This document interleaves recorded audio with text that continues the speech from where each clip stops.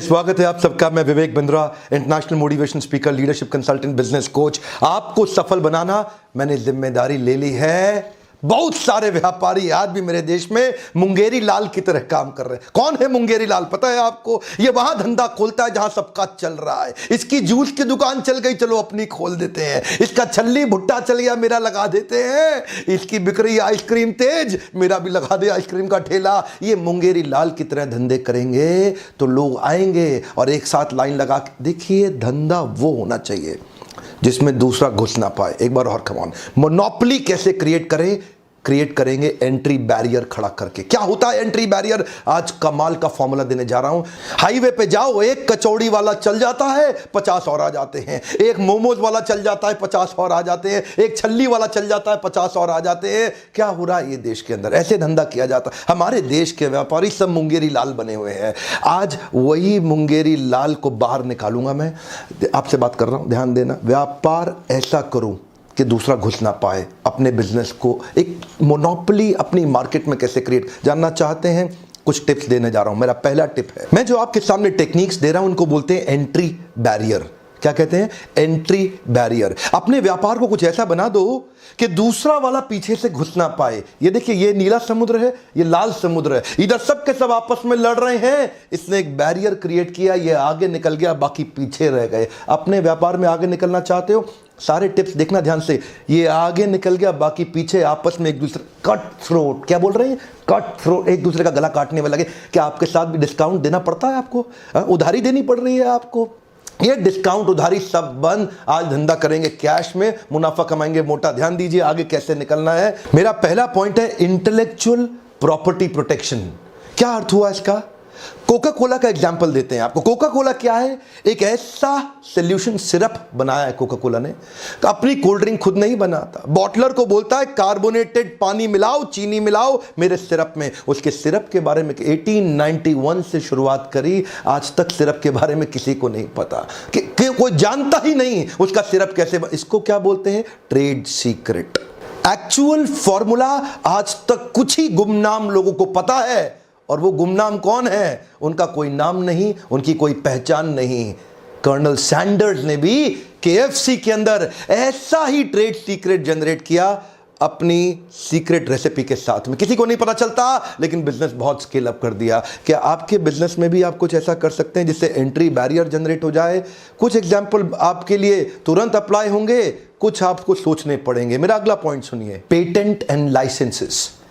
Patent and licenses ये European American companies बहुत करती हैं। अच्छा, हमारे देश में भी कुछ मुंगेरी लाल, चवन्नी लाल उसको बना लेते हैं, लेकिन डर के मारे किसी को पता ना लग जाए, किसी को पता, धंधे में केवल अपने बेटे को बिठा लेते हैं। पेटेंट एंड लाइसेंसेस की मदद से धंधा बहुत स्केल अप हो सकता है। फार्मास्यूटिकल इंडस्ट्री में इसका बहुत इस्तेमाल किया जाता है।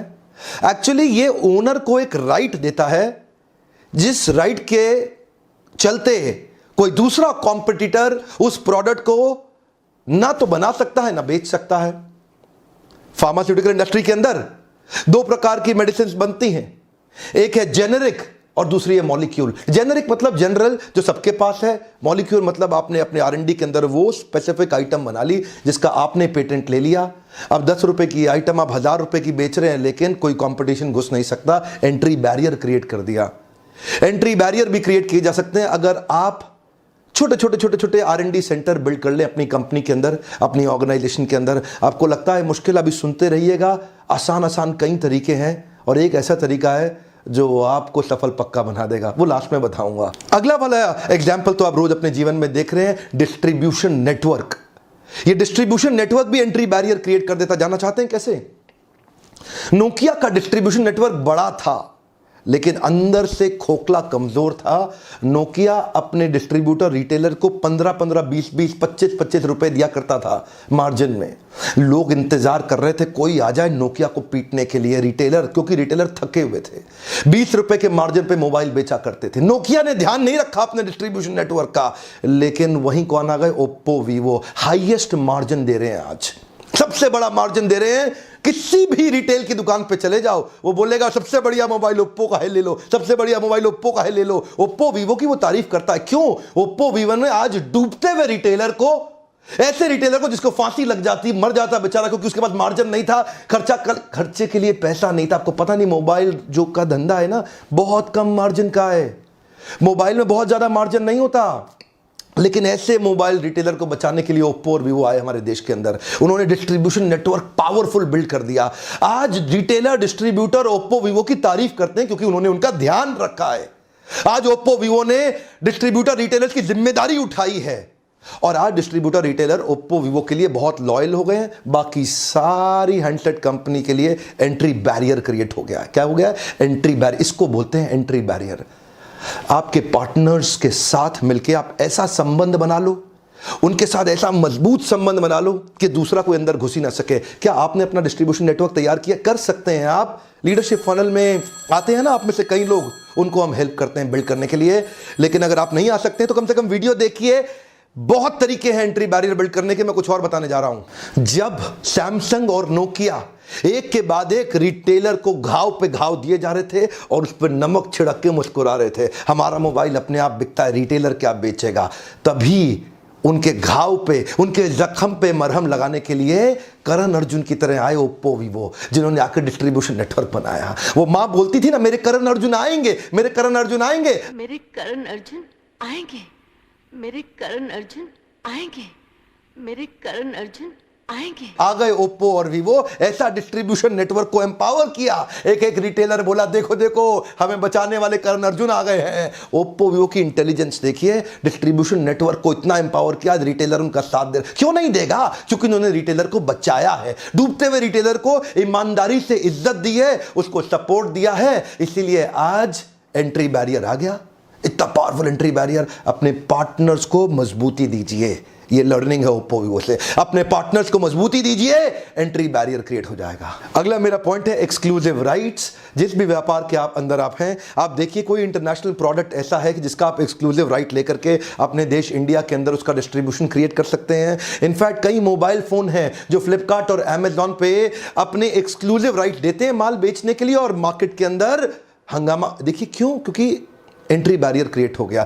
जैसे एमआई के फोन, मोटोरोला, लेनोवो, ये एक एक महीने के लिए अपने प्रोडक्ट को एक्सक्लूसिव केवल फ्लिपकार्ट को देते हैं या अमेजॉन को देते हैं। फ्लिपकार्ट ने तो काम ही ये कर रखा है, 70% जब भी एक्सक्लूसिव धंधे का काम आएगा तो फ्लिपकार्ट ले लेता है। ये उसका तरीका है बिजनेस करने का। एंट्री बैरियर क्रिएट कर दिए। देश के सारे रिटेलर तंग होते रहते हैं फ्लिपकार्ट के कारण। जितने मोबाइल रिटेलर परेशान हैं फ्लिपकार्ट और अमेजॉन से। अमेजॉन थोड़ा पीछे है, वो 30% लेता है। फ्लिपकार्ट सबसे ज्यादा एक्सक्लूसिव सेल्स की डील्स उठा लेता है मार्केट के अंदर। ये भी एंट्री बैरियर क्रिएट करने का तरीका है। कोई भी आपकी इंडस्ट्री के अंदर ऐसा प्रोडक्ट जो अभी भारत देश में नहीं बिक रहा, उसका जो भी ओरिजिनेटिंग कंट्री है, उस कंपनी को वहां कांटेक्ट करके उसके एक्सक्लूसिव इंडिया सेलिंग राइट्स, अगर आप में दम है तो आप ले सकते हैं। एंट्री बैरियर क्रिएट हो जाएगा, कोई कंपटीशन आपके अगेंस्ट खड़ा नहीं हो पाएगा। अगला मेरा पॉइंट है इकोनॉमीज ऑफ स्केल।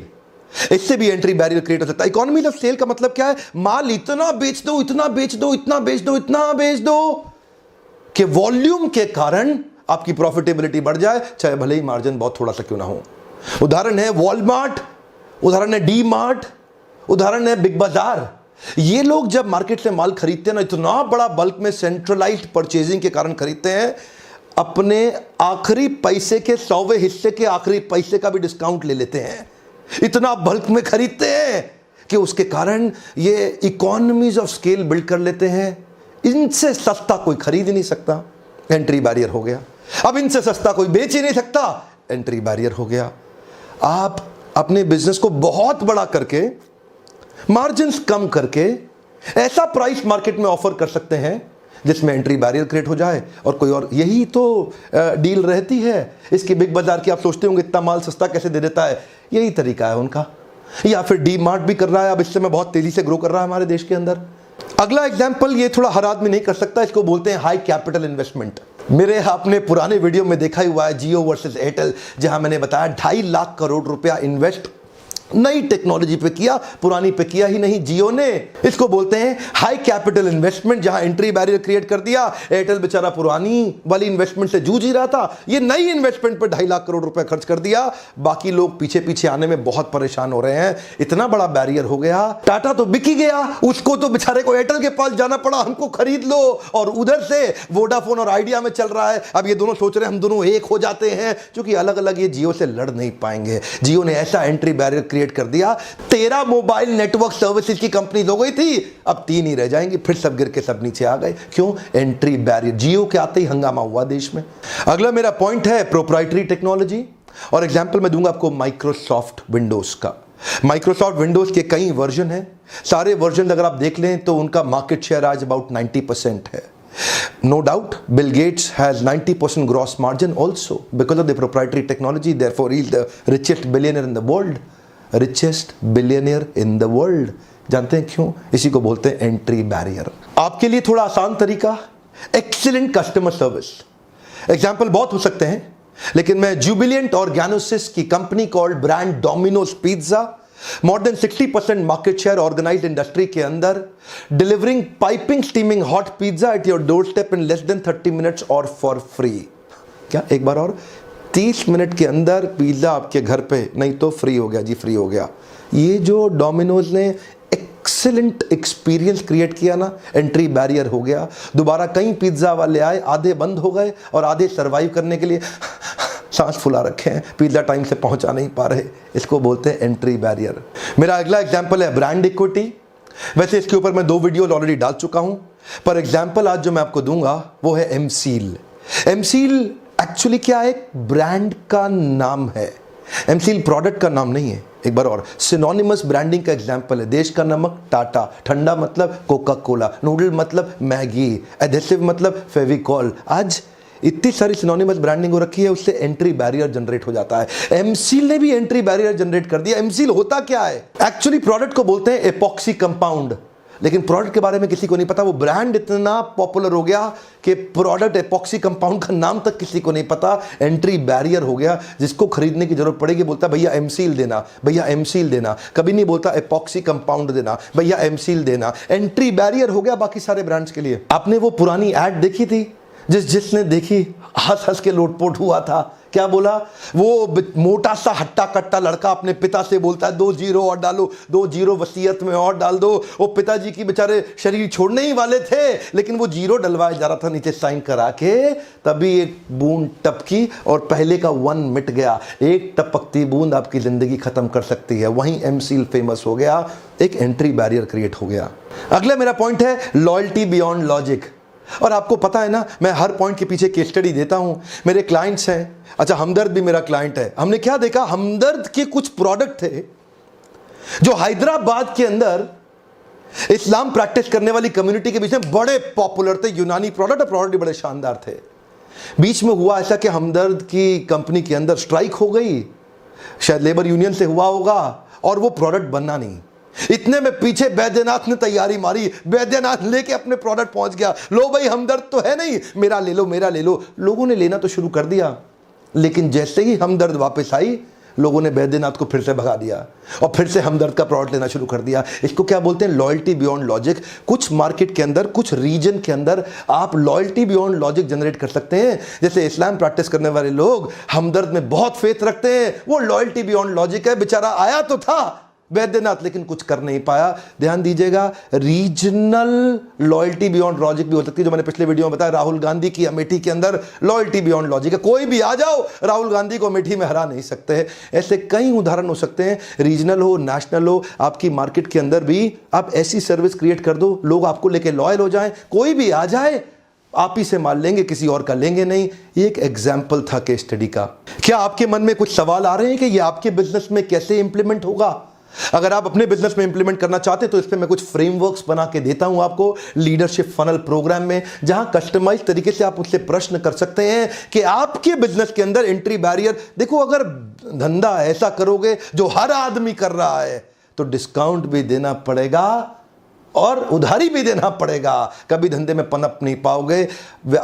असली व्यापारी वो है जो कंपटीशन को तहस नहस तक कर देता है। मैंने बिल गेट्स और मुकेश अंबानी को देखा, इनकी आदत है, पारिवारिक आदत है, पूरे कंपटीशन को तहस नहस कर देने की। आप अपने बिजनेस के अंदर ब्लू ओशन, इनोवेशन या डिफरेंशिएशन क्रिएट करना चाहते हैं और आप चाहते हैं एंट्री बैरियर लग जाए ताकि आपके बिजनेस में हर कोई ना घुस जाए और आप अपने बिजनेस को नए लेवल तक लेके जा सकें। मैं कुछ ना कुछ केस स्टडी के माध्यम से ही उस वीडियो को समझाता हूं, टॉपिक को समझाता हूं। आज भी हर पॉइंट में आपने ध्यान दिया होगा, कोई ना कोई कंपनी का, कॉर्पोरेट का एग्जांपल और केस स्टडी देके उस पॉइंट को एक्सप्लेन किया। यही मेरी स्पेशलिटी है, जिसके लिए आप हर बार आइए और इन पावरफुल वीडियोस को देखिए। आज का मेरा प्रश्न बड़ा सीधा सा है, अगला कौन सा केस स्टडी देखना चाहते हैं, खुल के बताइए।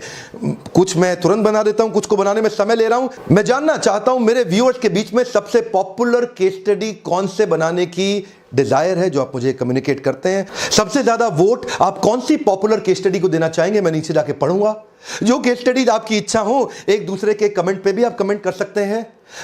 और प्रयास मैं करूंगा तुरंत सबसे ज्यादा डिमांडेड केस स्टडीज पे अपना अगला वीडियो बनाने के लिए। मेरा पर्पस है मैं ऑथेंटिक एंटरप्रेन्योरशिप और कॉर्पोरेट लीडरशिप इस देश में बिल्ड करूं। अगर इस प्रकार की वीडियोस आपको पसंद है, तुरंत थम्स अप, लाइक दीजिए, मेरा भी उत्साह बढ़ता है। शेयर हर उस व्यापारी को करिए व्हाट्सएप ग्रुप में जिसको इस प्रकार के वीडियो से मदद। एक मैं रिक्वेस्ट कर रहा हूं, कुछ आपका नहीं लगना, यही शेयर का बटन है, व्हाट्सएप पे दबा दो और अलग अलग ग्रुप्स में डालो ताकि लोग इनको देख के उनका फायदा हो सके। हमारे देश के व्यापारियों का मेरा पार्टनर बनने के लिए, वीडियोस देखने के लिए आपका फिर से धन्यवाद।